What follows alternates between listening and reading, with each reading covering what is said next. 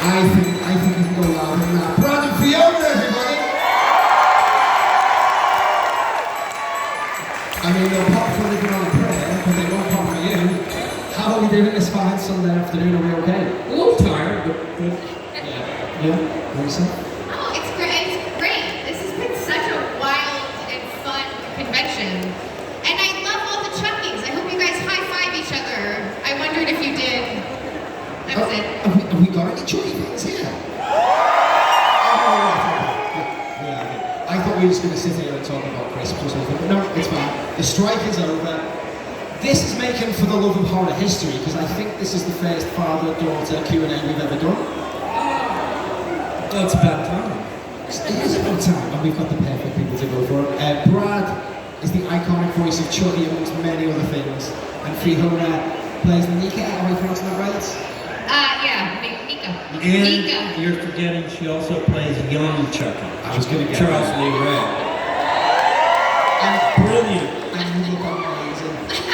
Thank you. If you have questions for Brad and Fiona, throw your hands up right away. Tim with the roving mic will come and get you, and we'll feed it into the chat.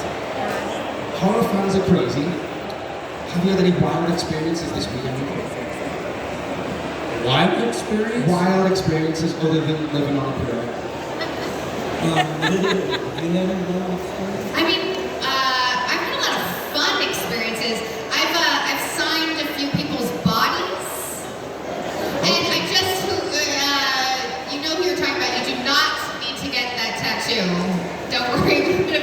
But yeah, that's been fun, and I've seen a lot of rad signatures on people's legs and things. Can't help it. We've got our first question right there. Hello. We haven't got our first question. Oh, yeah. Hello, Sugar Fiona.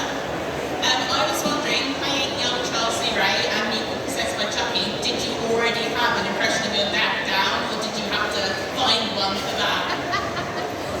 Brad, what did you think of the impression? It came pretty naturally, but I realized for Charles I had to make it my own thing, because there's very little footage of him actually as Charles Lee Ray, and everything that there is, I've watched it to death. So yeah, it ended up having to be my own relationship with, you know, being a murderer. And you're asking me how I felt about it? Well, the first time I saw this footage, I was doing the ADR, which is, have to do voice to fix up things. And I saw this picture of me, and I went, I don't remember doing that. What? And I hadn't. It was Fiona. So.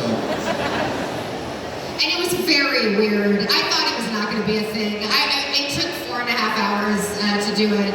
And at about the third hour, I looked in the mirror and it looked so much like my dad. And this is a testament to our incredible makeup department on the show, not to me, but it looked so much about my dad, and I couldn't get his face off my face. I don't know if everybody has that, an uncomfortability of becoming like their parent. Well, this was like that, but physical material that you just can't get off. So anyway, I'll be in therapy for the rest of my life. I mean, it's a good job. He's a good looking guy. That's what it is. Very handsome, yeah. There is a through line for the entire Chucky franchise of yourself and Gone Ransom, and then it was that you came in 2013. It must be strange working on the same franchise on and off for nearly 14 years now. Yeah, actually it is. I mean, who would have, there's a bunch of times where I thought it was going to die.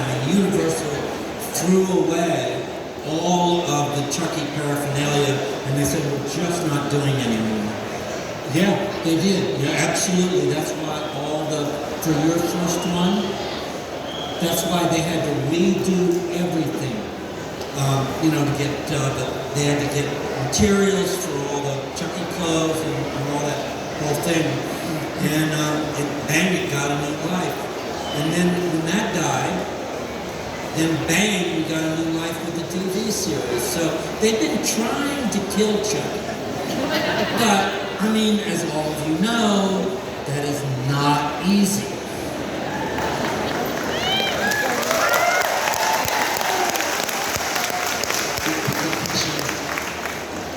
I saw with a 1990s video camera. That is a 1990s video camera, yeah. The question might not work initially was already asked to your comment whether the Fiona what it was like playing your something introducing your dad. That's already been answered. So let's go with a simple one. What is your favourite, both of you, what is your favourite Chucky quote? I've been asked that question all day. That is What fair. is it? What is it?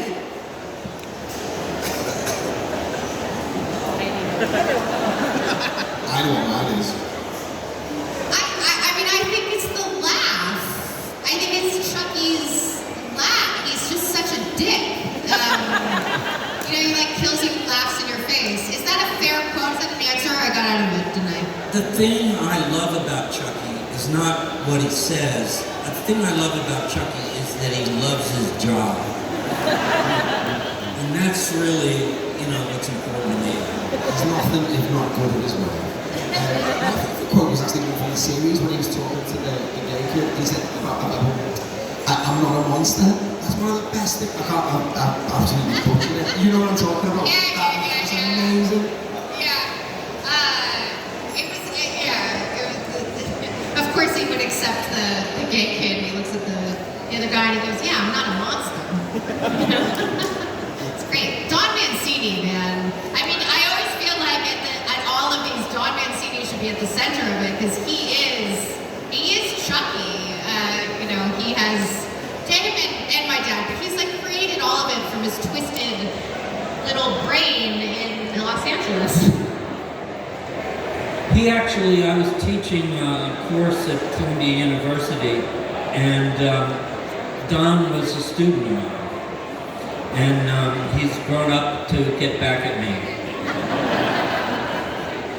I love the fact that he's managed to retain most of the control of the franchise right through. No, not in the beginning. He was not in control. Oh, okay. He was just, he wrote it, and he wasn't in control. He slowly gained control, episode after until he finally got there. And I think it was around. It was after Bride. So he began to really. Because Seed of Chucky is a very Don movie. Yes, it is. I love Seed of Chucky. We got Seed of Chucky fans in the house. Absolutely incredible film. One of my favorites. Jason Fleming getting killed at the start and things like that. And then met Hannah from Escort 7. What was that about? So strange. Next question. Hello. Hi. My question is sort of the flip side of the first question. Not how did you portray your dad, more how did you make Chucky yourself? Because I feel like both performances are different, yet he's still Chucky at both performances. So I want to know how did you make Chucky your own? Me or Fiona. How did I make my own? Yeah, I mean, I thought a lot about, this is probably too involved of an answer, but I thought it was interesting. I thought a lot about how free it would be to feel like you have no fucking boundaries and you could do whatever you want, follow whatever impulse you wanted to, period. It was like this fight for freedom. This is a very highfalutin answer to a Chucky question, but that's kind of, and I was like, that must be so fun, and I had played Mika for years, who's so constricted, and then, she'd be terrorized by this thing, this person who could do whatever the fuck he wants, and it was really fun. It was a breath of fresh air. He's got to do it for like 30 years. How many years have you been playing Chucky? I'm not counting. Oh, 42 years. No, that's not true. Sorry, nobody cares, but it's 35 years. Go ahead. This is my next question. Oh, you want hello? Hi, my name is Fiona, and I have a question for Fiona. I just want to know, what was it like to kiss Jennifer Tilly? I would like to know that as well.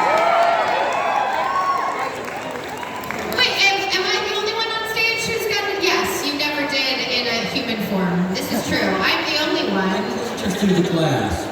You kissed her through the glass. Oh, you did. Doing ADR? When we were first doing it, we laid the tracks down and we were separated by glass, and we had a sex scene. So we were. I'm not Jennifer. But it was Jennifer. Jennifer's glass. I, on the other hand, have been out with Jennifer Tilly many times. And I gotta tell you, she's a great kisser. She is. She's like, she's warm and welcoming. If you know what I mean? Warm and welcoming. I'm her father. Come on, what my next question was going to be. I love Jennifer Tilly. She's so incredible in everything she's in. But what I love the most is the adventures of them and Don Mancini on Instagram, like them in the back of the trucking dogs. Have you seen them together? They're like amazing together. Like, I want to go on a night out with those two. They're really close friends too. It's yeah. I don't know which one I want to kiss more. Also, a thing about Jennifer is she's everybody says this about everybody they work with, and it's kind of nauseating, but it's true. Jennifer Tilly is so kind and generous and humble, and she and it doesn't always work out that way. If people have been famous for a really long time, they can kind of lose grounding. And Jennifer Tilly's cool, man. She's really cool. That's it. That's all I have to say. And she's incredible, like an incredible foil to you, especially in Brian with Chucky. You guys, well, I went to the doll, but you guys together back and forth. Yeah, some of the dialogue is actually just our dialogue. I mean, it's just we were starting to improv. And Jennifer's like, I mean, I do what I have to do, but Jennifer's great at improv.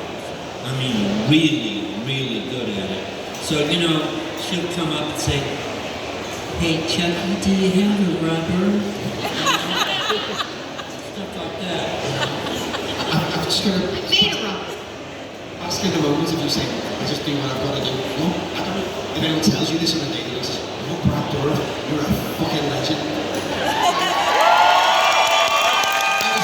was looking at my list of things, I was like, what am I going to bring up? And I'm like, what films has Brad been in that I'd like to talk about, because you've been in so many incredible films and TV series. Off the top of my head, the first ones I wrote down were Exorcist 3. What Flew Over the Cuckoo's Nest? It might not be everyone's favourite, but I love it. Alien Resurrection.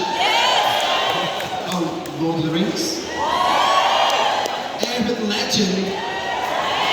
You took the role of Sheriff Brackett in Rob Zombie's Halloween. You stepped into the shoes of Charles Cyphers and you smashed it. It was incredible. The chemistry with you and Danielle Harris, specifically in the second film when you find her. Jesus Christ. Well, Danielle, I mean, she really felt like my daughter. No offense to her. But she felt like my daughter. I mean, it really, she acted like my daughter. It's the bond between you two. The first film you see it, but it's the second one, isn't it, when you find the second one you find it. That's a hard watch. Well, not a pleasant idea. Not at all. I mean, the Rob Zombie Halloween remakes get, a bit mixed reaction, I would say. But all the acting performances are great, you specifically for that. And I love that a lot. And I can talk to you about Exorcist 3 all day as well. But I'm not kidding. I'm going to let someone else answer the question. Hi, Brad, Fiona, here. Thanks for being here. You both look fantastic. Thanks for being here.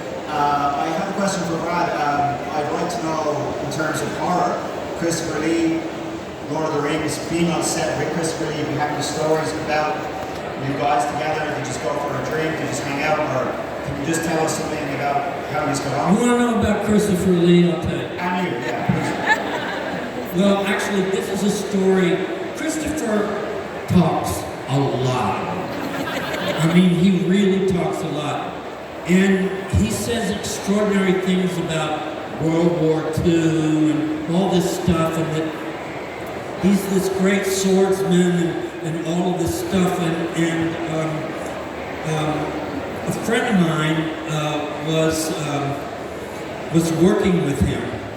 and he was trying to teach himself how to throw a knife. And after Christopher came up to him and said, he said, "Oh, you know, I can hit anything with a sharp object." And he'd had it, right? And he said, "Oh, really? Show me." And he went, "Oh, okay." And you know, a dartboard, you know, the center of a dartboard, no one can hit the center of a dartboard. Christopher went up, got a rusty nail, bullseye. Oh, he did win World War II. He does know everybody on planet Earth, you know? When I did PR with him, and he greeted every single, it was international, and he greeted every single interviewer in their own language. And I just said, "Hi, I'm Brad, I'm from West Virginia, it's nice to meet you." So I read somewhere once that Christopher Lee might have been the inspiration for James Bond. Yeah, he did that. I mean, that was Secret Service. And he's hitting dartboards with a rusty nail from about 30 yards away. It's incredible. We've got another question.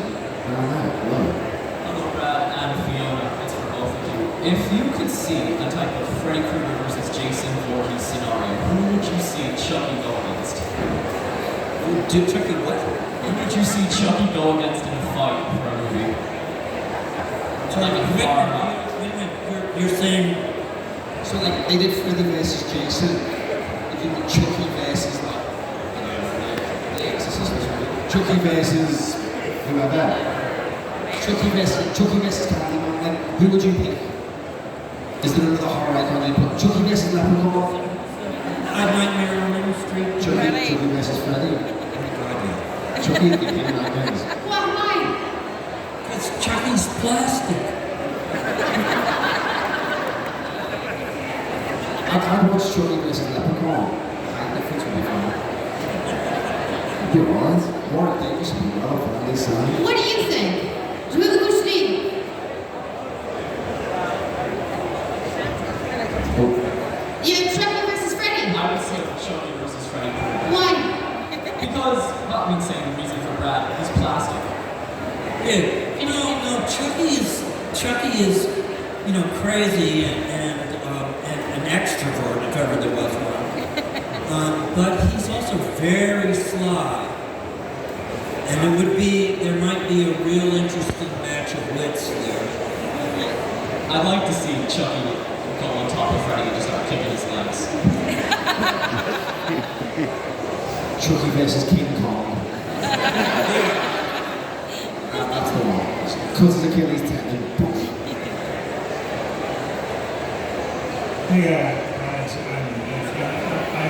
asked you a question earlier vis-a-vis what advice would you have for aspiring actors and films, so basically anyone who's aspiring to career in the film industry. But since Bobby asked that question, I suppose a slight twist on it, I would ask, what inspires you, what either inspires you personally, or what inspires you towards a career in the film industry as such? Oh, you go first. Why? Not by much. So I grew up around it, really wanted to do it as a kid, and then stopped wanting to do it. I was a very rebellious, kind of insane teenager. And then in my 20s, I'm just gonna really answer this and give you a long-winded question. But in my 20s, I basically had the opportunity to do an improv. And there's something to when you're doing it, you lose yourself, like the full focus. It kind of feels like flying. And I thought to myself, if I could do that for a living, it would be the coolest thing. And now I worked as a waitress and bartender for, I was like 16 years before I could make a living. So it's also, it's not the most, it comes with it's not all perks, but I ended up getting pretty lucky, and it's really fun. What's your said. Fiona got a job as a PA on Deadwood, and at that day, her job was to run from one side, it was 115 Fahrenheit, and was to run from one side of the studio to the other side of the studio to turn off and on air conditioners. And she heard the walkie-talkie goes, "Mr. Dourif is coming on set. Could we have a go-kart for him, please? And make sure that we have cold water and ice for the back of his neck." And Fiona said to herself, "I got the wrong job." And then what about advice for like kids starting out? Not that you're a kid, but what do you say to that? I say, first of all, unless you really have to do it, don't. It's not easy. I know people think it's glamorous, but it isn't. It's a lot of time when you don't have work, and you wonder when you're going to get work, and you have a family to support, and all that kind of stuff, and it can be pretty stressful. But there's just no way I could not do it. I think the original question was about what caused you to. When I was young, I got sent off to boarding school, and I came back, and there was nothing for me to do. And my mom was doing a local theater play. She was playing Anastasia, and there's a speech about. I'm an actress and I can make anybody I want to feel any way. And she starts talking about a butterfly. And this was in rehearsal. And I saw the butterfly and I thought, how is that possible? I mean, how can somebody, just by the way, engage you so much that you can actually see what they're talking about? And I kind of thought, I'd like to try to do that. So that was my really first time where I thought, yeah, this is something I really want to do. That's a great answer.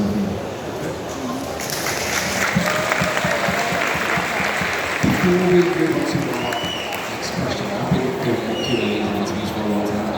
I once heard the opposite of that answer. I once heard, yeah, the movie is fine, getting paid is good, the waste of money is coming in and talking to all of you. And you know when you can hear a pen drop? He wasn't joking. I'll tell you it was after this. Here's the next question. Hello. Hi, I'm Fiona.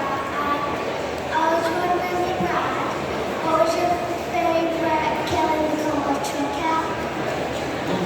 What was your favourite killing as Chucky? What was your favourite killing? Which Chucky's favourite thing?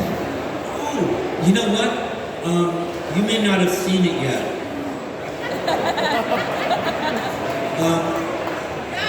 Don't.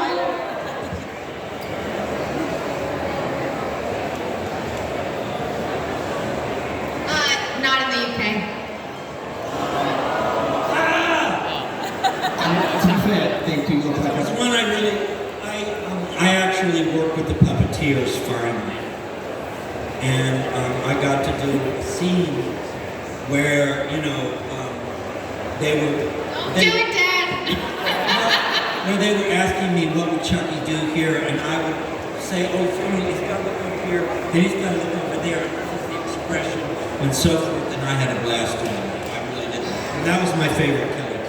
But I'm not going to tell you anymore because it'll ruin it.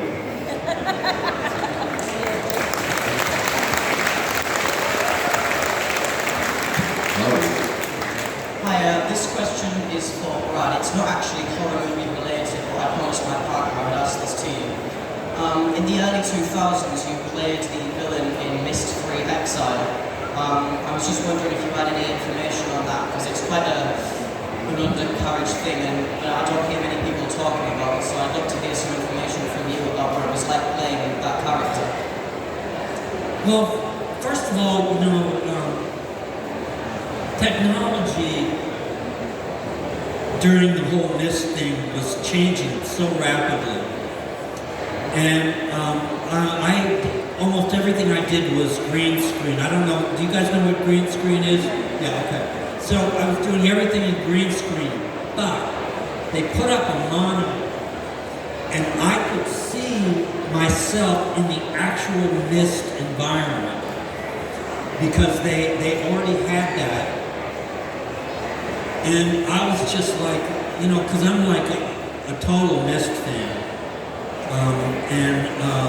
You know, imagine seeing yourself walk around in that world. It's pretty goddamn cool. So, Also, can we reveal that you're a gamer? Do we have gamers here? Hey, you I'm guys- a bad one. He's so good. It's not true at all. He's like one, you know, whatever, has your characters are double. What type of stuff do you play? What type of stuff do you play? I like, I'm playing Starfield, obviously. I'm a human being. It's crazy when you find out the people that you really like are into video games. This has blown my mind a little bit. I can see the enthusiasm. Same when I found out John Carpenter was a big game. It's not just me. And other My girlfriend really sticks her nose up at it. They just don't understand. What? They just don't understand. No, they don't get it. My wife has played one video. She's here. She played one video game with me, and it was the Quarry last year. It was like the multiple choice horror game with like 50 different endings. That's it. One game. You don't understand the struggle, do they, bro? You don't understand it. But the question down there, before we move on to that, we were talking about acting and opportunities and things that you did. You were in Tenet. Like, I didn't know that before I went to see Tenet. And then you popped up and I was like, whoa. Working with arguably the greatest writer director of the world, Christopher Nolan, can we have some insight into the world, the backwards world of Tenet? Tenet was wild. It was, I think it's the third largest budget movie ever made, if I'm not mistaken. It was, you know, it was a spectacle. You can't tell this, but I'm in the last battle scene, which took about 6 weeks to shoot. I'm in a respirator and helmet, but it's all me. And Christopher Nolan's amazing. He has you do all your own stunts for reasons I didn't understand. But that was really me. In order to invert the world, all the characters had to be running backwards so that the explosions would explode in as opposed to out, so they could reverse the film. If you guys haven't seen this movie, none of this is going to make sense. But basically, I ran through a desert backwards for weeks. It was so hard. And it was so cool that I got to be a part of that. Yeah. It felt like going to war backwards. I was so gutted they released it in the middle of the pandemic. He wouldn't budge on the date, they didn't hold it back, and they didn't do a streaming, they just dropped it in theatres when nobody was going out. Oh, he fought hard against that. I mean, he wanted to hold it because you have to see that movie in IMAX. So you're not. There's no point. I was there, mask on, 2 seats apart from everybody else, just thoroughly invested. Has everybody seen Tenet? It's crazy. It's so unappreciated. If you look up on Harry, you need to watch it. Tim, we've got a question. Hi, I've got to ask you, both of you, out of all the Child's Play franchise, what is your favourite movie out of all of them? You go. You're Chucky. Ride.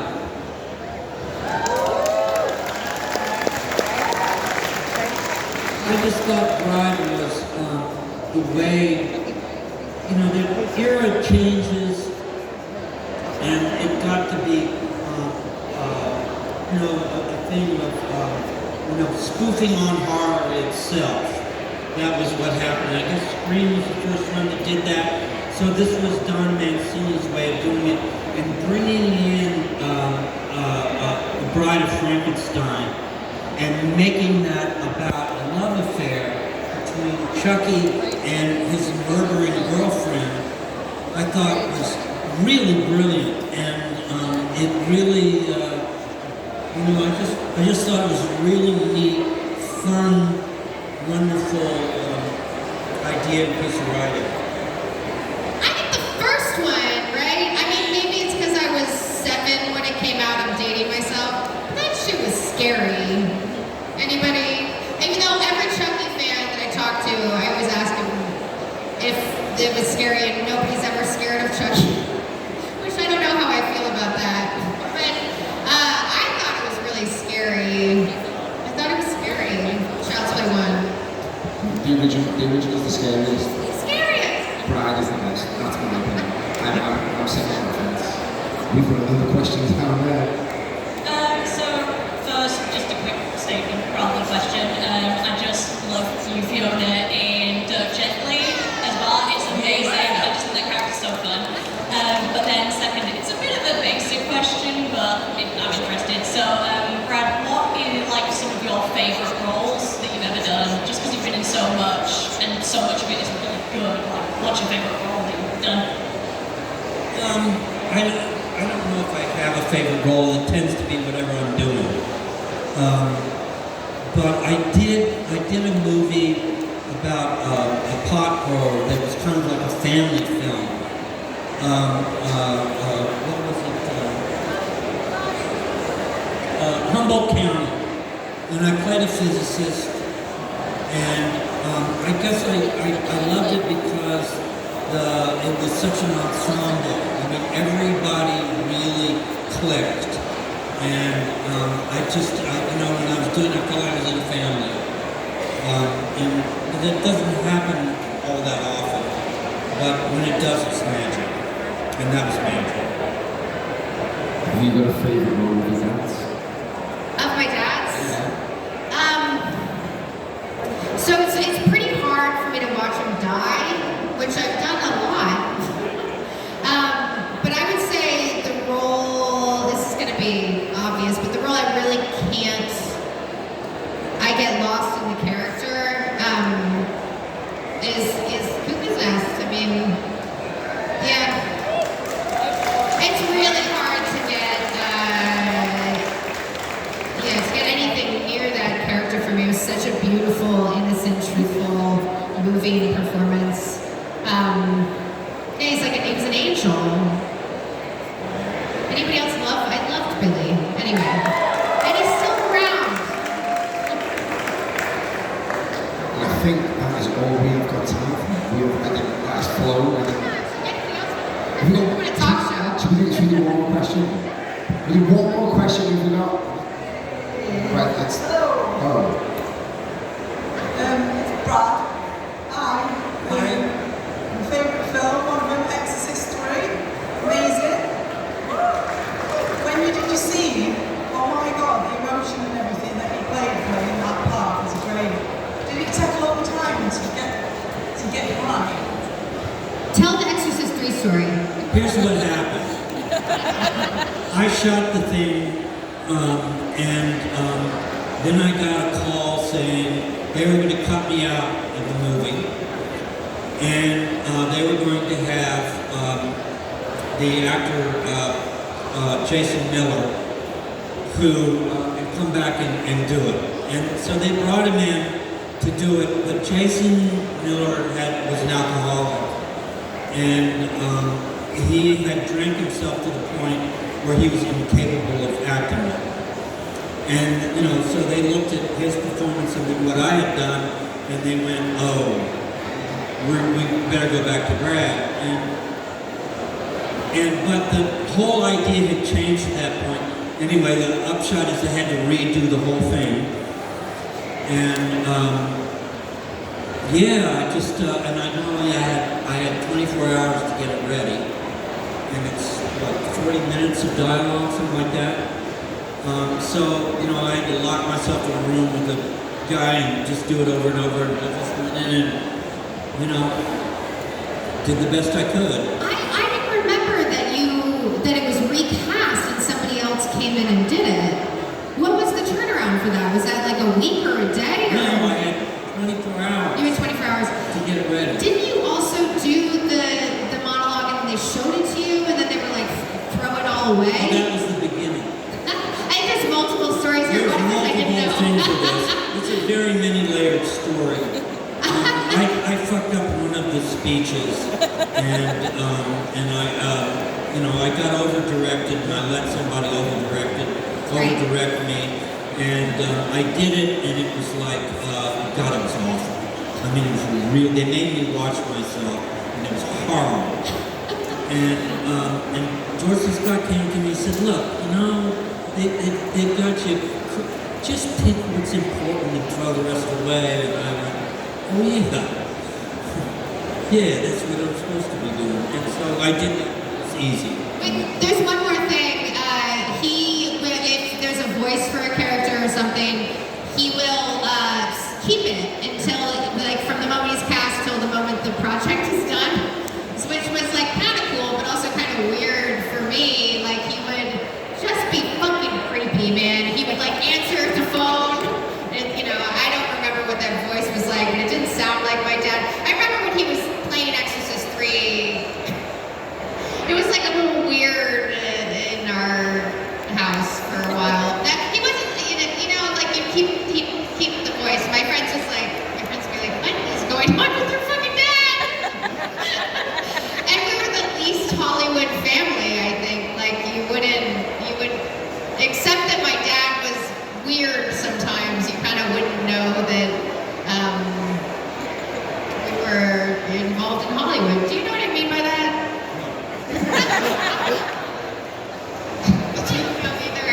Whatever. It was like a normal middle class family. Yeah, I remember. And I think it's a perfect way to end it. We start with family, we're ending with family. And I feel like they are family because we love them. Guys, please give it up for Brad and Fiona.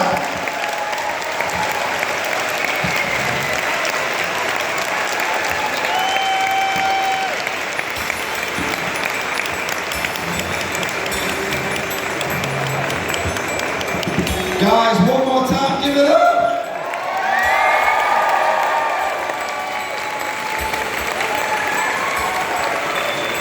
Come on!